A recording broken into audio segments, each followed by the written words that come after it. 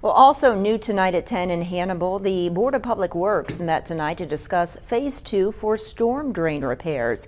It would replace old failing infrastructure that's resulted in downtown flooding. The project also includes work for Mark Twain Avenue.